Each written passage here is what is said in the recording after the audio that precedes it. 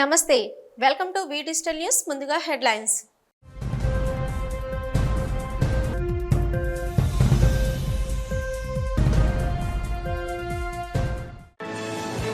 కూటమి ప్రభుత్వం ప్రజా ప్రభుత్వమని ప్రజా వ్యతిరేక కార్యక్రమాలు చేపడితే ఊరుకునేది లేదంటూ హెచ్చరికలు జారీ చేసిన హోంమంత్రి వంగలపూడి అనిత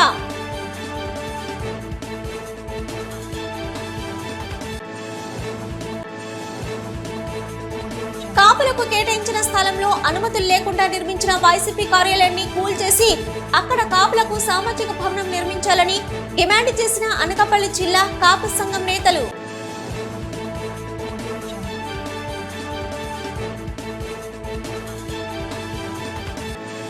మాజీ మంత్రి గుడివాడ అమర్నాథ్ గాజువాకలో అక్రమంగా నిర్మించిన షాపింగ్ కాంప్లెక్స్ కు జీవీఎంసీ అధికారుల నోటీసులు. వారం రోజుల్లోగా సమాధానం ఇవ్వాలని, లేకుంటే చట్టపరమైన చర్యలు చేపడతామన్న జీవీఎంసీ అధికారులు.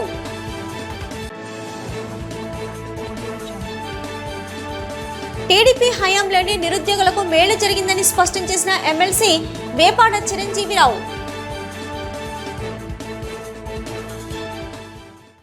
శ్రీ శ్రీ శ్రీ వరాహ లక్ష్మీ నృసింహస్వామివారి సహస్ర నామార్చన నేత్రపర్వంగా సాగింది.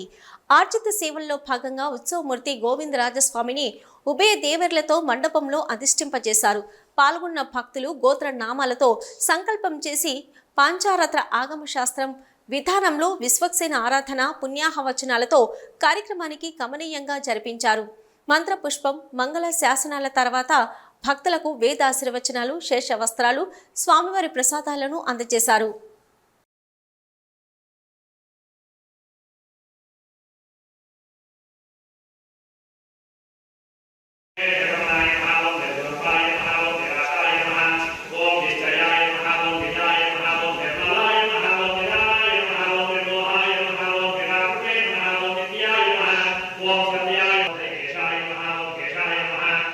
తన నియోజకవర్గం పాయకరావుపేట నుంచి ప్రక్షాళన మొదలు పెట్టాలని అనుకుంటున్నానని హోంశాఖ మంత్రి వంగలపూడి అనిత స్పష్టం చేశారు. నియోజకవర్గ స్థాయి అధికారులతో సమీక్ష సమావేశం నిర్వహించారు. ఈ సందర్భంగా కొందరు అధికారుల తీరుపై ఆగ్రహం వ్యక్తం చేశారు. పంచాయతీరాజ్ అతిథి గృహం నిర్మాణంపై మండిపడ్డారు.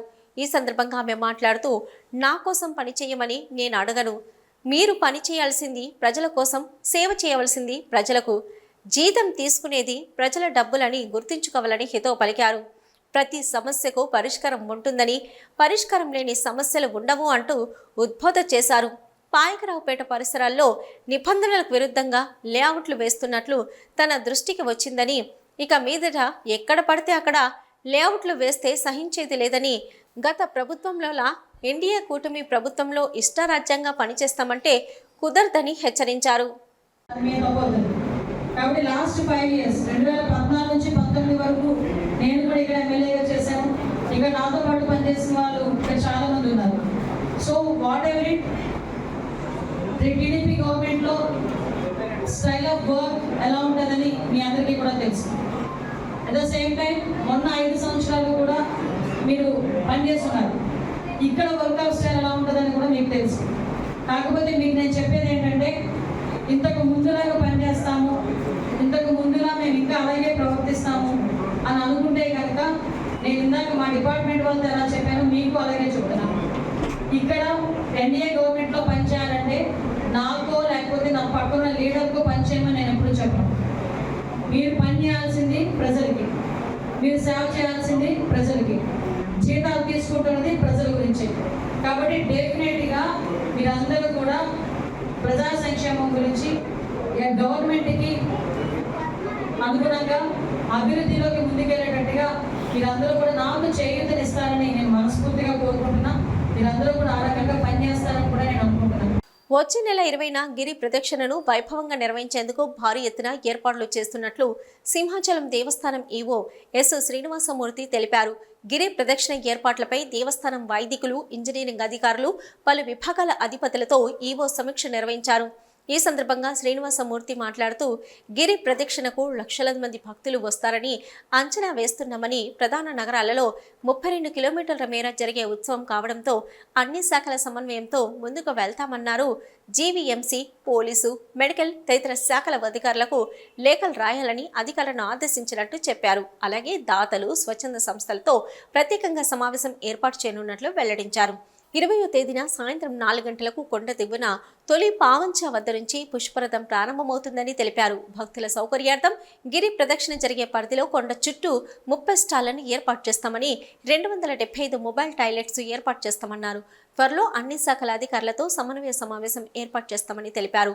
సమావేశంలో దేవస్థానం స్థానాచార్యులు టిపి రాజగోపాల్, ప్రధాన అర్చకులు గొడవర్తి శ్రీనివాసాచార్యులు, ఇరగవరపు రమణాచార్యులు, పురోహితు అలంకారి కరి సీతారామయ్యాచార్యులు, ఏఈలు శ్రీనివాసరాజు, రాంబాబు, డిఈ నాగేశ్వరరావు, ఏఈఓలు ఆనందకుమార్, రమణమూర్తి, రాజేంద్ర కుమార్, నరసింగరావు, సూపరింటెండెంట్లు రాజ్యలక్ష్మి, సునీల్, కనకరాజు, పిఆర్ఓ నాయుడు పాల్గొన్నారు. లాస్ట్ బట్ 2 weeks బ్యాక్ మొన్న కూడా 40,000. సో ఇది యాడ్ అయింది అనుకోండి, it may go to 60. Guarantee లేదే, 60 కూడా వెళ్ళొచ్చు అన్నప్పుడు ట్రాఫిక్ ని మనం కంట్రోల్ చేసుకోకపోతే ఎంతమందికైనా దర్శనం ఇప్పించగలం. చంద్రమోత్సవంలో చూసారు. బట్ కాపుల సామాజిక భవనానికి కేటాయించిన స్థలాన్ని అధికార మదంతో దురాక్రమణకు పాల్పడి ఎటువంటి అనుమతులు లేకుండా వైసీపీ కార్యాలయాన్ని నిర్మిస్తున్నారని ఆరోపిస్తూ జీవీఎంసీ విలీన గ్రామం రాజుపాలెం రెవెన్యూ పరిధిలో గల కొత్తూరు నరసింగరావుపేట వద్ద నిర్మాణంలో ఉన్న వైసీపీ జిల్లా కార్యాలయం వద్ద బీజేపీ, టీడీపీ, జనసేన కూటమి శ్రేణులు పెద్ద ఆందోళన చేపట్టాయి. కాపులకు పెద్ద ఎత్తున మేలు చేస్తానని నమ్మబలికి అప్పటి మంత్రి గుడివాడ అమర్నాథ్ ప్రభుత్వ విప్ కరణం ధర్మశ్రీ మోసపుచ్చారని, వారు కాపు ద్రోహులుగా నిలిచిపోక తప్పదని హెచ్చరించారు.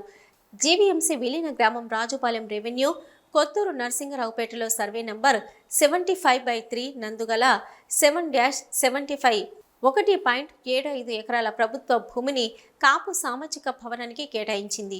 అవసరమైన నిధులు మంజూరు చేస్తామని కాపు ద్రోహులైన అప్పటి మంత్రి గుడివాడ అమర్నాథ్, వైసీపీ జిల్లా అధ్యక్షుడు కరణం ధర్మశ్రీ నమ్మబలికారన్నారు. అంతలోనే అదే స్థలాన్ని వైసీపీ కార్యాలయానికి కేటాయించడంతో పాటు ఎన్ని అభ్యంతరాలు, నిరసనలు వ్యక్తమైనా ఎటువంటి ప్రజామోదం గానీ, ప్రభుత్వ పరంగా అనుమతులు గానీ లేకుండా దౌర్జన్యంగా వైసీపీ మహల్ను నిర్మిస్తున్నారన్నారు. దీనిపై ప్రజల మనోభావాలను, వారి ఆందోళనలను పరిగణలోకి తీసుకోకుండా అధికారులు కళ్ళు మూసుకోవడంతో వైసీపీ నేతలు ఇష్టారాజ్యంగా వ్యవహరించారన్నారు. దీనిపై తీవ్ర ఆగ్రహంతో ఉన్న కాపులతో పాటు జిల్లా వాసులంతా కాపు ద్రోహులు, నయ వంచకులైన అమర్, ధర్మశ్రీలతో పాటు ఏకంగా వైసీపీ నేతలనే చిత్తుగా ఓడించి గుణపాఠం చెప్పారన్నారు. ఈ నేపథ్యంలో కేటాయించిన అనుమతులు కాపులకు స్థలంలో కాకుండా దౌర్జన్యంగా నిర్మిస్తున్న వైసీపీ కార్యాలయానికి కూల్చేసి అక్కడ కాపులకు సామాజిక భవనం నిర్మించాలని, బాధ్యత రాహిత్యంగా వ్యవహరించిన అధికారులపై చర్యలు చేపట్టాలని కోరారు. ఈ కార్యక్రమంలో 84వ వార్డు టీడీపీ నేత, బీసీ సంఘం నాయకులు మాదంశెట్టి నీలబాబు, కార్పొరేటర్ మాదంశెట్టి చిన్నతల్లి, రాజుపాలెం మాజీ సర్పంచ్ కసిరెడ్డి సత్యనారాయణ, జనసేన పార్టీ సీనియర్ నాయకులు దూలం గోపి, మండలంలోని పలు గ్రామాల నుంచి టీడీపీ, జనసేన, బీజేపీ నాయకులు, కార్యకర్తలు, కాపు సంఘం నేతలు పాల్గొన్నారు. ఈరోజు మనం ఏదైతే స్థలంలో నించుని మనం మాట్లాడుతున్నామో ఇదే స్థలాన్ని గతంలో తెలుగుదేశం ప్రభుత్వంలో పేలా గోవింద్ గారి హయాంలో ఇది కాపు కార్పొరేషన్ బిల్డింగ్ కట్టించడం గురించి కాపులందరికీ ఈ స్థలం కేటాయించడం జరిగినది. తర్వాత ప్రభుత్వం మారిన తర్వాత ఈ స్థలాన్ని వైసీపీ ప్రభుత్వం అన్నిక్రాంతులుగా ఆక్రమించి ఈ స్థలాన్ని వైసీపీ పార్టీ కార్యాలయం కట్టుకోవడం, నిర్మించడం కొరకు వీళ్ళు ప్రయత్నిస్తున్న టైంలో గ్రామం నుంచి నేను ఇంకొక తదితరులు ఇంకొక 5 కలిపి హైకోర్టుని అప్రోచ్ అవ్వడం జరిగింది. ఈ అప్రోచ్ అయిన టైంలో హైకోర్టులో బిల్ పెండింగ్ ఉండగా ఈ స్థలాన్ని హైకోర్టు వారు దీనికి ఉన్నటువంటి సంబంధిత అధికారులకు కానీ అలాగే రాష్ట్ర మరియు జిల్లా నాయకులందరికీ కూడా దీనికి వివరణ ఇవ్వమని చెప్పేసి హైకోర్టు నుంచి వాళ్ళకి నోటీసులు ఇష్యూ చేయడం జరిగింది. దీనికి ఈ నోటీసులు చేసిన దాన్ని పెడచెవిన పట్టి గ్రామస్తుల తాలూకా అనుగుణాన్ని అందరినీ కూడా తొంగలో తొక్కి ఇక్కడ వైసీపీ పార్టీ కార్యాలయ నిర్మాణం కొనసాగించారు. ఇప్పుడు వచ్చినటువంటి అప్పుడు 2014లో ఉన్నటువంటి తెలుగుదేశం ప్రభుత్వం హయాంలో చేసినటువంటి న్యాయాన్ని ఇప్పుడు ఉన్నటువంటి ఉమ్మడి ప్రభుత్వం ఏదైతే ఉందో ఉమ్మడి ప్రభుత్వంలో ఉన్నటువంటి నాయకులందరికీ కూడా ఈ కాపు సామాజిక వర్గం నుంచి గ్రామ ప్రజల నుంచి విలీన గ్రామాల్లో ఉన్నటువంటి 7 గ్రామాల్లో ఉన్న గ్రామ ప్రజలందరినీ కూడా ఒకటే వేడుకుంటున్నాము. అప్పుడు ఇస్తానన్నటువంటి ఆ న్యాయాన్ని ఇప్పుడు మాకు 2019 నుంచి 24 వరకు మాకు అన్యాయం జరిగింది కాబట్టి ఈ అన్యాయాన్ని మహానుభావులు గుడి అమర్నాథ్ గారు అనేక సార్లు ఇక్కడికి వచ్చి కాపులకు కళ్ళబొల్లి మాటలు చెప్పి కాపుల తాలూకా ఓట్లు వేయించుకుని కాపులకి కేటాయించినటువంటి స్థలాన్ని దురాక్రమణ చేసి హోటల్ మేనేజ్మెంట్ విద్యా బోధనలో అగ్రగామిగా ఉన్న చెన్నైస్ అమృత గ్రూప్ విద్యా సంస్థలకు బ్రాండ్ అంబాసిడర్గా ప్రముఖ హీరోయిన్ శ్రీలీల వ్యవహరిస్తారని సంస్థ చైర్మన్ భూమినాథన్ ప్రకటించారు. విజయవాడలో ఓ హోటల్లో నిర్వహించిన కార్యక్రమంలో ఈ విషయాన్ని ఆయన తెలియపరిచారు. ఈ సందర్భంగా Chennai's Amrita group chairman Bhuminathan మాట్లాడుతూ గత 14 సంవత్సరాలుగా చెన్నై ప్రధాన కేంద్రంగా బెంగళూరు, హైదరాబాద్, ఖైరతాబాద్ మరియు విజయవాడలో ఉన్న మా కాలేజీల్లో వేలాది మంది విద్యార్థులకు అత్యంత నాణ్యతా ప్రమాణాలతో కూడిన హోటల్ మేనేజ్మెంట్ మరియు హాస్పిటాలిటీ కోర్సులను బోధిస్తున్నామన్నారు. సాంకేతిక ఆవిష్కరణలతో అత్యంత వేగంగా ప్రపంచం నింగిలోకి దూసుకెళ్తున్న తరుణంలో మేము మా విద్యా బోధనలో అనేక మార్పులకు శ్రీకారం చేస్తున్నామన్నారు. అందులో భాగంగానే మా విద్యార్థులకు ఈ సంవత్సరం నుంచి వైమానిక రంగ విద్యను కూడా ప్రవేశపెడుతున్నామన్నారు. అందుకోసం అంతర్జాతీయ స్థాయిలో ఉన్నత విలువలతో అత్యంత ఆధునిక ప్రమాణాలు కలిగిన మలేషియాకు చెందిన ప్రముఖ university, college of aviation management కళాశాలలతోనూ మరియు హాస్పిటాలిటీ అండ్ హోటల్ మేనేజ్మెంట్ విద్యను అందిస్తున్న సింగపూర్కు చెందిన బిర్మింగ్హామ్ అకాడమీతో భాగస్వామ్య ఒప్పందం కుదుర్చుకున్నట్లు భూమినాథన్ తెలియజేశారు. ఈ ఒప్పందాల ద్వారా ఈ కళాశాలలో చదివే విద్యార్థులు విద్యాభ్యాసంతో పాటు అనుభవపూర్వక అభ్యాసం పొందుతూ ప్రతి నెల తగిన పారితోషికాన్ని పొందుతారు. మా చెన్నైస్ అమృత కళాశాల ప్రారంభించిన నాటి నుంచి ఈ 14 ఏళ్లలో హాస్పిటాలిటీ మరియు హోటల్ మేనేజ్మెంట్లో డిగ్రీ, డిప్లొమా పూర్తి చేసిన వేలాది మంది విద్యార్థులు ప్రపంచవ్యాప్తంగా ఎన్నో దేశాల్లో అనేక సంస్థల్లో వివిధ హోదాల్లో ఉద్యోగాలు చేస్తున్నారని తెలిపారు. ఈ సందర్భంగా శ్రీలీలతో రూపొందించిన ఓ వీడియోను ఆవిష్కరించి ప్రదర్శించారు. బెంగళూరులో జరిగిన SICA సౌత్ ఇండియా క్యూలినరీ అసోసియేషన్ పోటీల్లో లైవ్ వంట విభాగంలో బంగారు పతకం సాధించిన విజయవాడ క్యాంపస్ విద్యార్థి శ్రీ ప్రసంత్ కుమార్ జనాకు ముఖ్య అతిథి సత్కరించి మెమొంటో అందజేశారు. మొత్తం 50 పతకాలు, 2 స్వర్ణాలతో డిస్టింక్షన్, 7 బంగారు పతకాలు, 13 రజత పతకాలు మరియు 33 క్యాంసా పతకాలను అన్ని క్యాంపస్ల నుంచి చెన్నైస్ అమృత విద్యార్థులు గెలుచుకున్నారు. ఈ కార్యక్రమంలో ముఖ్య అతిథిగా Vijayawada airport director MLK Reddy, Chennai's Amrita group of ఇన్స్టిట్యూషన్స్కు చెందిన CAD లియో ప్రసాద్, ఇక డీనా doctor T Melton, head of university affairs Bhanumathi, Vijayawada campus principal Ananda Ravikumar, area manager Krishna Kishore తదితరులు పాల్గొన్నారు. Today we proudly announce Srilila as our brand ambassador for aviation and hotel management group. You know very well Srilila is one of the sensational South India heroine. From today onwards, our brand ambassador for aviation and hotel management. It is our proud moment. Why? Because already Chennai Amrita placed more than 25,000 students across the globe. It is a historical report, historical achievement in Chennai Amrita compared to all other institutions. Chennai Amrita USP unique point is earn while learn. In Chennai Amrita, studying student can earn up to 30,000 rupees per month as a part-time salary is one of the unique. Recently, our Chennai Amrita student winning Culinary Olympic gold medals. This is the first time in India getting gold medal from Culinary Olympics. This is one of the greatest achievements. Not only in Culinary Olympic, recently in SICA, South Indian Chef Association, 55 medals winning from our Chennai Amrita. So where we are is explain everything.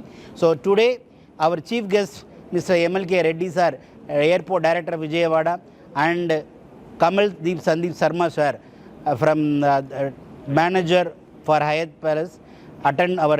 మాజీ మంత్రి YCP నాయకుడు గుడివాడ అమర్నాథ్ గాజువాక ప్రధాన రహదారి చట్టినాని పాలెంలో అక్రమంగా నిర్మించిన commercial complex ను తొలగించాలని GVMC అధికారులు నోటీసులు జారీ చేశారు.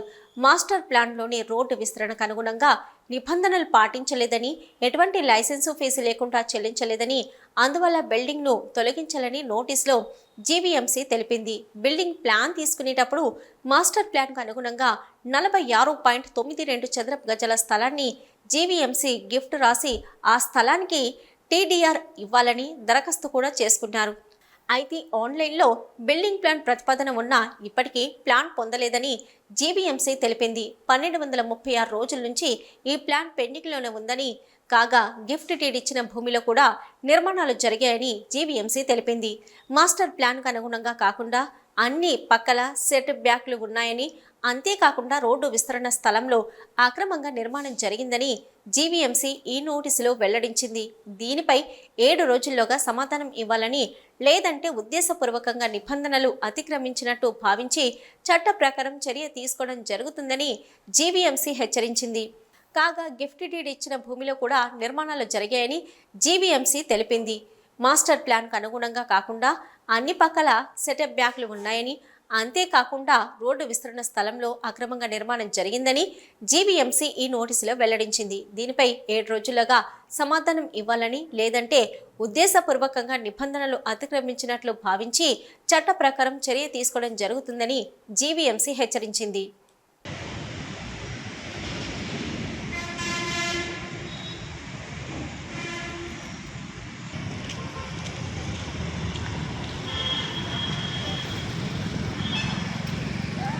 టీడీపీ హయాంలోనే నిరుద్యోగులకు న్యాయం జరుగుతుందని ఎమ్మెల్సీ డాక్టర్ వేపాడ చిరంజీవిరావు స్పష్టం చేశారు.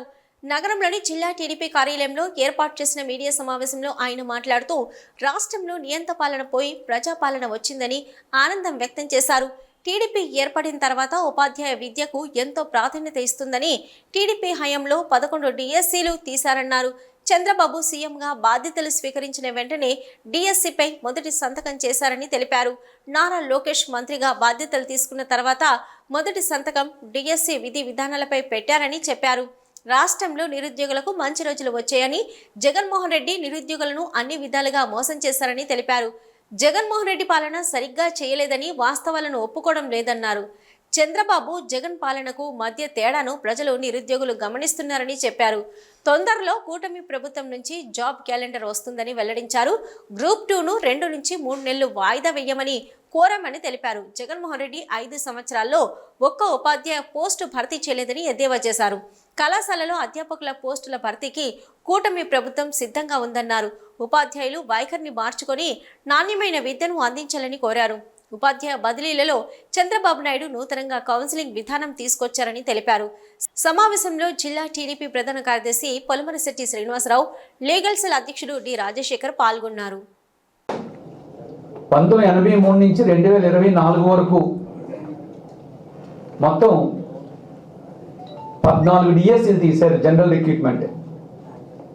ఈ 14 డిఎస్సీల్లో 4 డిఎస్సీలు కాంగ్రెస్ ప్రభుత్వ కాలంలో తీయబడ్డాయి. 11 డిఎస్సీలు తెలుగుదేశం పార్టీ కాలంలో తీయబడ్డాయి. ఈ 11 డిఎస్సీలో అంటే డిస్ట్రిక్ట్ సెలక్షన్ కమిటీలో భాగంగా టీచర్ పోస్టుల భర్తీకి సంబంధించి ఈ 11లో 3 ఎన్టీ రామారావు గారి కాలంలో తీస్తే 8 చంద్రబాబు నాయుడు గారి కాలంలో తీయడం జరిగింది. మొత్తం 11 డిఎస్సీలు తెలుగుదేశం హయాంలో తీశారు. ఇప్పుడు ఇది 12వ డిఎస్సీ. తెలుగుదేశం పార్టీ ఉపాధ్యాయ విద్యకి, ఉపాధ్యాయులకి, నిరుద్యోగులు కలగంటున్న ప్రభుత్వ కొలువులకి ఎంత ప్రాధాన్యత ఇస్తుంది అనేది ఈ 15 రోజుల నుంచి ప్రభుత్వం తీసుకున్న చర్యలు బట్టి మనకి అర్థమవుతుంది. నారా చంద్రబాబు నాయుడు గారు ప్రమాణ స్వీకారం చేసిన వెంటనే తొలి సంతకాన్ని మెగా డిఎస్సీపై పెట్టడం జరిగింది. లక్షలాది మంది విద్యార్థులు ఎదురు చూస్తున్న డిఎస్సీపై తొలి సంతకం పెడితే నిన్న మన విద్యాశాఖ మంత్రి నారా లోకేష్ బాబు గారు కూడా ఆ డిఎస్సీ విధి విధానాలన్నింటినీ రూపొందిస్తూ తొలి సంతకాన్ని నారా లోకేష్ బాబు గారు కూడా డిఎస్సీ పైన పెట్టడం జరిగింది.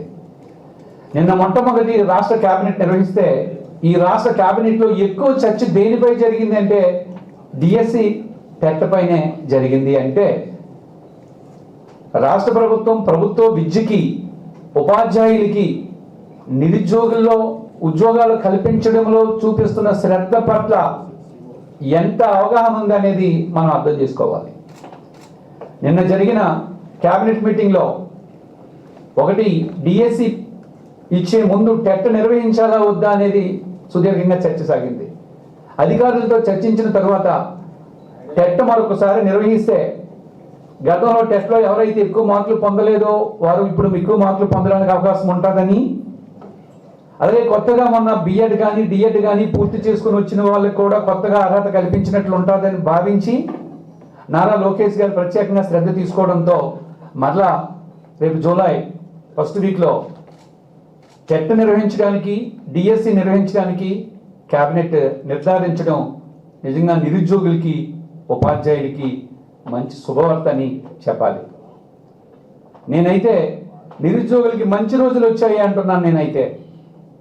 నేనైతే ప్రభుత్వ పాఠశాలలో చదివిపించుకునే తల్లిదండ్రులందరికీ కూడా మంచి రోజులు వచ్చాయి అని అంటున్నాను. ఎందుకంటే నారా లోకేష్ బాబు గారు ఆయన విశాఖ మాజీ MP MVV Satyanarayana, smart city corporation మాజీ చైర్మన్ ఆడిటర్ గన్నమణి వెంకటేశ్వరరావు జీవితో పాటు డెవలపర్ గద్దె బ్రహ్మాజీపై అరిలోవ పోలీసులు ఈ నెల 22న క్రిమినల్ కేసులు నమోదు చేయగా ఈ విషయం వెలుగులోకి వచ్చింది. హయగ్రీవ పర్స్ అండ్ డెవలపర్ చిలుకూరి జగదీశ్వరుడు ఫిర్యాదు మేరకు వీరిపై కేసు నమోదు చేసి ఐపీసీ 420 సహా 8 సెక్షన్లను విధించారు.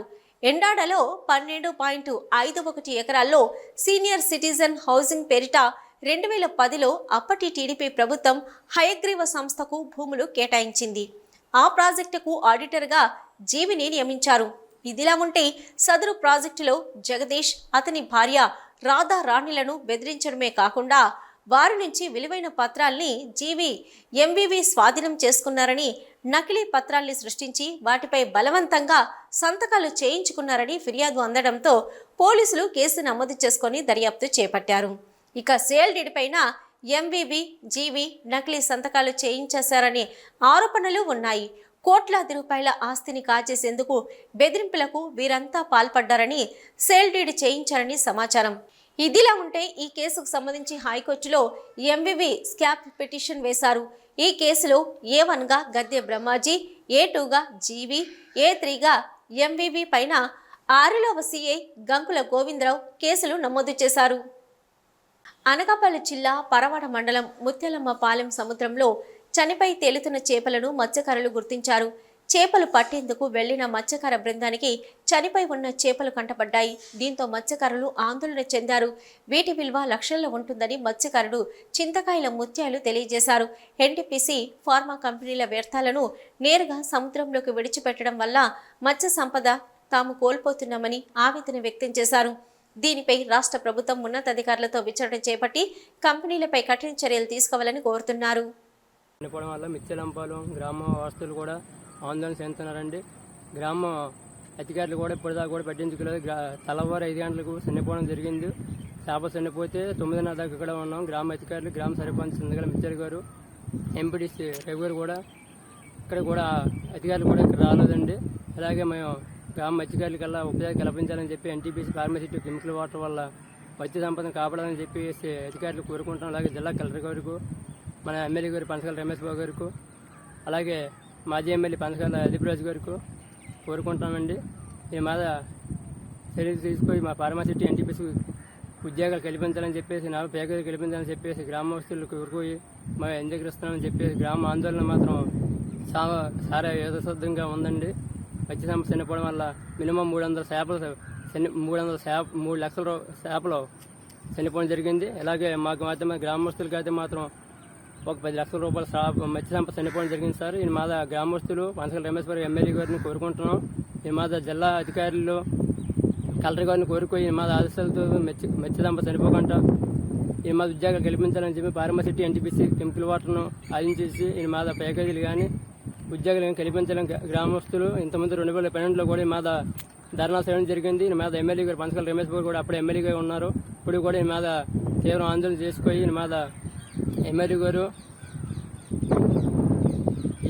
ఎమ్మెల్యే గారు కూడా చాలా ఖండించి కూడా మామూలుగా గెలిపించమని చెప్పేసి ఎమ్మెల్యే గారు కూడా ఈయన మీద మాకు మంచి సంపద ఇచ్చారు. ఆ రోజు మిర్చిరంపాలన్నీ మాత్రం దురదృష్టంగా వదలరాదు. అలాగే పొడిమార్ గ్రామస్తులుగా ఎలమంచులు నిజవర్గంగా చేసి కూడా ఎమ్మెల్యే గారు కూడా మామూలుగా ప్యాకేజీలు ఉద్యోగాలు కల్పించారు. అలాగే మాకు కూడా మిచ్చలపల్లి గ్రామస్తులు కల్పించాలని చెప్పి జల్సాలకు అలవాటు పడ్డ ఇద్దరు యువకులు మరో ఇద్దరు మైనర్ల సాయంతో ద్విచక్ర వాహనాల చోరీతో పాటు సెల్ ఫోన్లను దొంగిలించడం గత కొంతకాలంగా చేస్తూ ఎట్టకేలకు పోలీసులకు పట్టుబడ్డారు. దీనిపై సంబంధించి గాజువాక స్టేషన్లో ఏర్పాటు చేసిన మీడియా సమావేశంలో క్రైమ్ డీసీపీ ఎం వెంకటరత్నం వివరాలు తెలిపారు.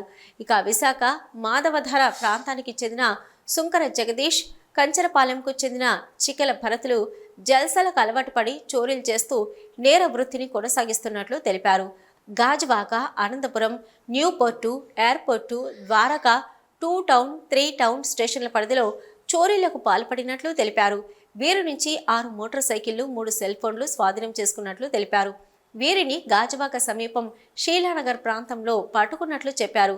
సమావేశంలో zone 2 crime ACP CH Shyamalarao, south sub division crime inspector K Srinivasarao తదితరులు పాల్గొన్నారు.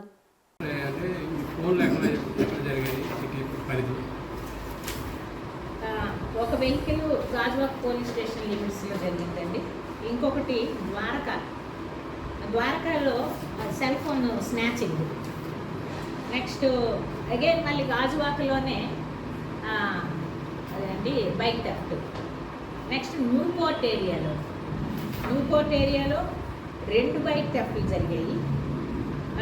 అలాగే ఆనందపురంలో అక్కడ బ్రిడ్జ్ కింద ఒక బైక్, అదేంటంటే తోసుకొని వచ్చేసారు ఎక్కడి వరకు ఎండాడ వరకు తోసుకొని వచ్చేసారు బండిని ఇద్దరు.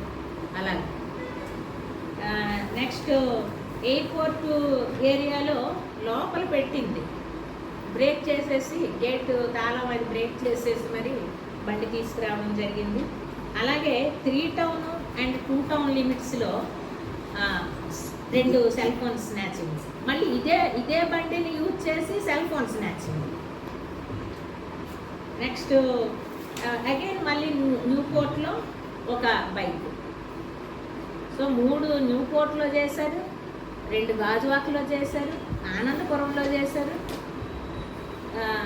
ఈ 5 సెల్ ఫోన్లు కూడా చేయడం జరిగింది. ఒకటి గోపాలపట్నంలో ఒక స్నాచింగ్ జరిగింది, ఇంకొకటి కూడా 3 టౌన్లో జరిగింది. విశాఖ ఎన్ఏడి కాకాని నగర్ కూడలిలో ఐరన్ భీముల లోడుతో వెళ్తున్న ట్రైలర్ లారీ అదుపు తప్పి విద్యుత్ స్తంభాన్ని సిగ్నల్ లైట్ను ఢీకొట్టి సాకేతపురం వైపు వెళ్లే మూలలో డివైడర్లపైకి దూసుకుపోయి పక్కకు జారిపోవడంతో అదృష్టవశాత్తు పెను ప్రమాదం తప్పింది. ఘటనకు సంబంధించి స్థానికులు తెలిపిన వివరాల ప్రకారం మరిపాలెం రైల్వే యార్డు నుంచి గాజువాక దరి ఆటో నగర్కు ఐరన్ బీమ్ల లోడుతో వెళ్తున్న ట్రైలర్ లారీ కాకాని నగర్ కూడలికి వచ్చేసరికి ముందు వెళ్తున్న వాహనాలను తప్పించిపోయి సాకేతపురం వైపు వెళ్లే కార్నర్లోకి జారిపోయింది. ట్రైలర్ వెనుక భాగంలో అధిక లోడ్ ఉండడంతో లారీ అక్కడతో ఆగిపోయింది. లేదనుకుంటే ఎదురుగా ఉన్న టిఫిన్ సెంటర్లోకి వెళ్లి ఉండేదని, ప్రాణ నష్టం, ఆస్తి నష్టం భారీగా జరిగేదని స్థానికులు తెలిపారు.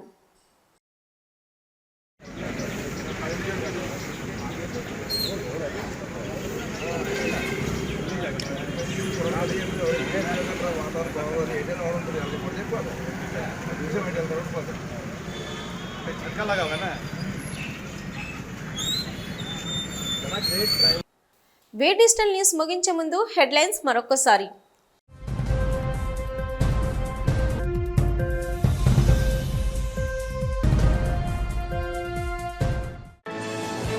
కూటమి ప్రభుత్వం ప్రజా ప్రభుత్వమని, ప్రజా వ్యతిరేక కార్యక్రమాలు చేపడితే ఊరుకునేది లేదంటూ హెచ్చరికలు జారీ చేసిన హోంమంత్రి వంగలపూడి అనిత.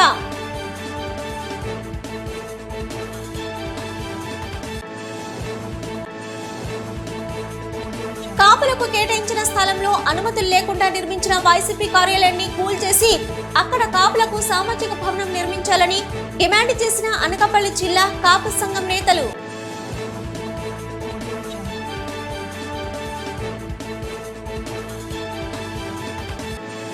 మాజీ మంత్రి గుడివాడ అమర్నాథ్ గాజువాకలో అక్రమంగా నిర్మించిన షాపింగ్ కాంప్లెక్స్ కు జీవీఎంసీ అధికారుల నోటీసులు. వారం రోజుల్లోగా సమాధానం ఇవ్వాలని, లేకుంటే చట్టపరమైన చర్యలు చేపడతామన్న జీవీఎంసీ అధికారులు.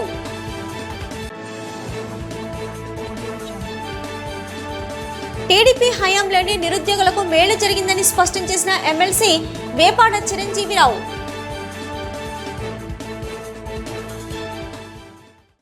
ఇవి ఇప్పటివరకున్న వి డిజిటల్ న్యూస్. నమస్తే.